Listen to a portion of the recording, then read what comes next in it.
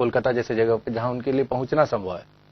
अगर राजस्थान में बात करें तो राजस्थान में, जयपुर में, दिल्ली में, बॉम्बे में, वेस्टर्न पार्ट में यूरोपियन कंट्री से भी लोग, अमेरिकन कंट्री से लोग और खासी तादाद में मध्य एशिया से और अफ्रीका से आते हैं।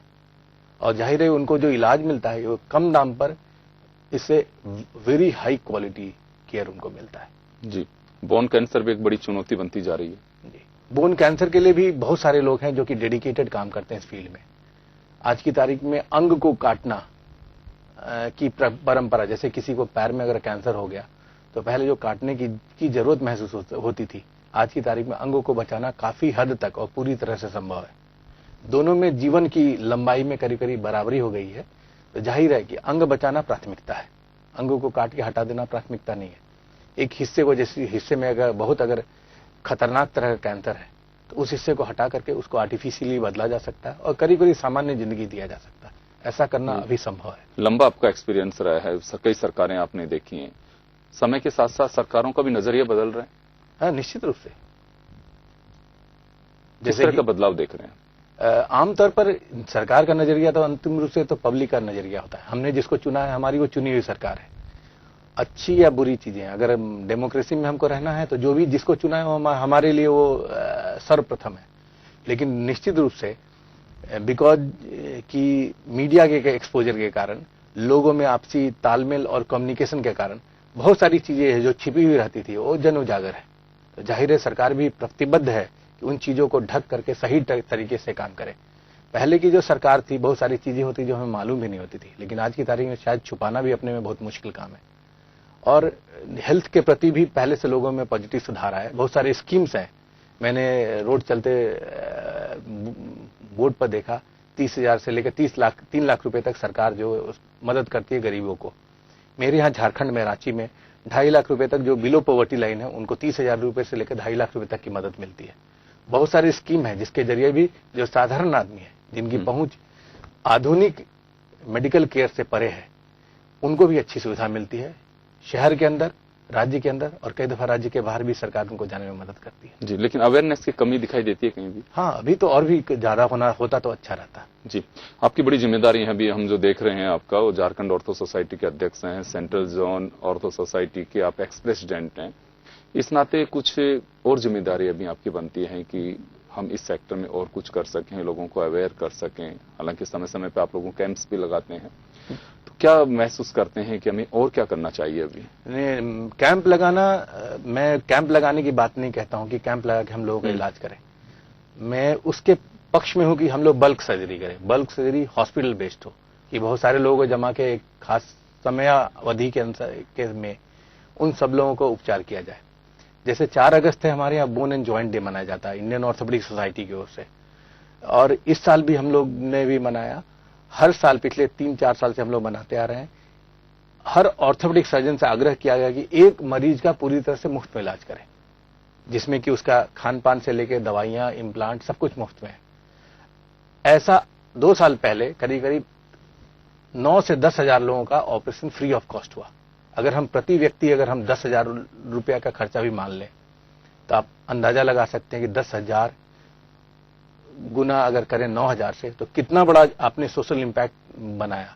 और इस साल हम लोग की चेष्टा है, जो हमारे ऑर्थोपेडिक फोरम की चेष्टा है, कि हम लोग गिनीज वर्ल्ड रिकॉर्ड में हम लोग दर्ज करने की कोशिश करें कि एक दिन में पूरे देश भर में फ्री में इलाज इतने सारे ऑर्थोपेडिक सर्जन ने पहली बार दुनिया में किया है। पहले भी हुआ है, लेकिन इसको हम लोग ने रिकॉर्ड नहीं किया है। और ये हमारे ऑर्थोपेडिक फोरम का एक उद्देश्य भी है कि हम लोग ज्यादा से ज्यादा लोगों को कम कीमत में सोशल रिस्पॉन्सिबिलिटी के नाते उनको ट्रीटमेंट पहुंचा सके। सुधीर साहब, एक डॉक्टर तो आप नहीं पेशे से, आपकी पत्नी डॉक्टर है, बेटा डॉक्टर है, बेटी डॉक्टर है, डॉक्टर फैमिली है। कुछ ऐसी चीजें हैं कि जो आपस में आप शेयर करते हो और फिर उनका कुछ निचोड़ इस तरह के निकले हैं कि एक हम आपस में जिम्मेदारी समझते हैं कि हमें और कुछ इस तरह का करना चाहिए सोसाइटी के प्रति, या जिस पेशे से जुड़े हैं उनमें कुछ हम कर सकें? हाँ, निश्चित रूप से हमारे यहाँ सलाह देने वाले लोगों की आपस में सलाह देने की छूट है। हाँ। यहाँ तक कि हमारे अस्पताल में अगर कोई स्टाफ भी सलाह देता है तो उसको हम सम्मान देते हैं। जो मुझसे बड़ी उम्र में बड़ा है उनको मुझे आप कहना चाहिए, जो उम्र में छोटा उसे तुम करने का अधिकार मिल जाता है। लेकिन अगर किसी ने सलाह दी कि किसी की मदद करनी है तो अगर हमारे ख्याल में अगर आया कि आर्थिक और सामाजिक रूप से कमजोर है तो उसकी हम मदद करें, ये बेहतर है। दूसरी बात है कि हमारे यहाँ एक प्रोजेक्ट है जिसको एक ग्लोबल सोसाइटी है उसको स्पॉन्सर करता है। तो मेरे यहाँ अस्पताल में मेरी पत्नी जो एक आई सर्जन है, उनका फील्ड ऑफ इंटरेस्ट है, डॉक्टर वंदना प्रसाद, उनका फील्ड ऑफ इंटरेस्ट है बच्चों के में जो होने वाले अंधत्व के निवारण, उनका फील्ड ऑफ इंटरेस्ट है। पीडियाट्रिक कैटरेक्ट मेरे यहाँ फ्री प्रोजेक्ट है। अगर हम किसी एक पेड हॉस्पिटल में कराएं तो 30 से 40 हजार का अनुमानित तौर पर खर्चा आता है, अनुमानित तौर पर। लेकिन हमारे यहाँ मुफ्त में किया जाता है और बहुत सारे लोगों को उसके जरिए मदद मिली है। दूसरी बात, तिरछी आंख वाले अगर आते हैं, अगर लगे कि वो सामान्य घर से अगर आया है तो उसको भी आर्थिक और सामाजिक रूप से उसका ख्याल किया जाता है। वही तयशुदा चीजें जो है वो हमारे यहाँ ऑर्थोपेडिक्स में भी है। तो मिला जुला के हड्डी, जोड़ और आंख दोनों में काफी मदद मिलती है लोगों को जिनको जरूरतमंद है। साथ साथ हमारी ये भी जिम्मेदारी कि अस्पताल चले, जो हमारे स्टाफ हैं उनको उनकी भी जो है नैतिक तौर पर और आर्थिक तौर पर हम ख्याल करें। तो जाहिर है कि एक पद्धति है, प्राइवेट सेक्टर में एक जिम्मेदारी है, उस जिम्मेदारी के तहत हमें दोनों ओर से काम करना है। जी, नरेंद्र मोदी सरकार के आने के बाद में कुछ लगता है कि क्योंकि प्राइवेट सेक्टर में ही काफी वो प्रमोट करने की कोशिश कर रहे हैं, एफडीआई में भी बढ़ाए हैं उन्होंने, और स्टेट गवर्नमेंट्स भी निवेश के नाम पे, जैसे मैंने पहले भी कहा कि मेडिकल टूरिज्म है, तो उस तरह से लोग निवेश भी कर रहे हैं हॉस्पिटल्स में। हमारे यहाँ लोगों की, जो झारखंड की मैं बात करूं, मोदी सरकार के लिए लोगों का काफी पॉजिटिव रवैया है और हमारे यहाँ बीजेपी की सरकार भी है। तो पॉजिटिव रवैया होने के नाते लोगों की उम्मीद तो है कि और ज्यादा अच्छा होगा। कुछ हद तक तो दिखाई पड़ता है, ग्राउंड लेवल पर काफी कुछ दिखाई पड़ता है। लेकिन सारी समस्या का समाधान, जहां तक मैं व्यक्तिगत तौर पर सोचता हूं, कि पब्लिक प्राइवेट पार्टनरशिप ही सिर्फ समस्या का समाधान नहीं है। कहीं ना कहीं सरकार को पब्लिक रिस्पॉन्सिबिलिटी के नाते अपने एसेट जनरेट करने की जरूरत है जो सबकी मदद कर सके। मेडिकल स्ट्राइक को लेकर के बहुत चिंता का विषय है समाज का। अगर ये तो है कि हम भी इसी समाज से आते हैं। जाहिर है कि जो मानवीय भूल के नाते अगर आपको फिजिकल असॉल्ट करे तो इतना तो हक बन ही जाता है बेचारे डॉक्टरों का भी कि वो उसका प्रतिकार करे। ठीक है, मैं स्ट्राइक के पक्ष में नहीं हूं, लेकिन कहीं ना कहीं हमारी जो सिस्टम है उसकी भी जिम्मेदारी है कि जो विलुप्त होते हुए प्राणियों की भी रक्षा करें। खासतौर से आज की तारीख में जो सबसे अच्छे लोग हैं, जिनको सहज और सरल जिंदगी चाहिए, उन्होंने मेडिकल प्रोफेशन को ऑप्ट करना कम कर दिया है। उनकी प्राथमिकता में शामिल नहीं है। डॉक्टर साहब, मैं आपके बारे में जानना चाहूंगा थोड़ा सा, पहले क्या फील्ड चुना था स्कूल लाइफ से और यहां तक पहुंचे? मैं जिस स्कूल से मैं पढ़ा हूं, एक नेताहट आवासीय विद्यालय बिहार के हिस्से में तब आता था। अब ये झारखंड है, पलामू जिले में है।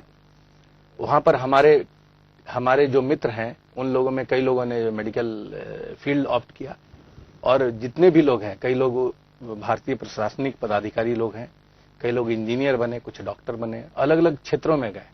लेकिन ये निश्चित रूप से मैं कह सकता हूं, सारे लोग अपनी जगह ईमानदारी पूर्वक अपनी जो सर्विसेज हैं उसको डिलीवर कर रहे हैं।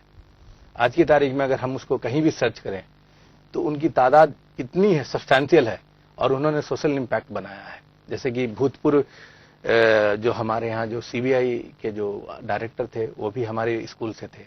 हमारे यहाँ खुद बिहार और झारखंड में कई उच्च पद पर लोग आसीन हैं। बहुत सारे डॉक्टर हैं जिन्होंने अपने फील्ड में रिमार्केबल काम किया है। तो ये सब तो है ही, लेकिन साथ साथ निकलने के बाद मैंने बनारस हिंदू यूनिवर्सिटी से मैंने अपनी ग्रेजुएशन और पोस्ट ग्रेजुएशन किया। करने के बाद फिर मैं तमिलनाडु में कुछ साल रहा, कुछ साल महाराष्ट्र में रहा, और भी कई जगहों में घूमता टहलता फिर वापस अपने ही घर गया, और आज की तारीख में वहां पर मैं गेनफुली एम्प्लॉयड हूं। जी, तो चलिए डॉक्टर साहब, काफी आपने हमारे साथ अपनी चीजें शेयर की और खुल करके कई मुद्दों पर चर्चा भी की है। जंटू में आपका बहुत बहुत शुक्रिया, और एक मुलाकात में बस इतना ही। मुझे भी दीजिए इजाजत। नमस्कार।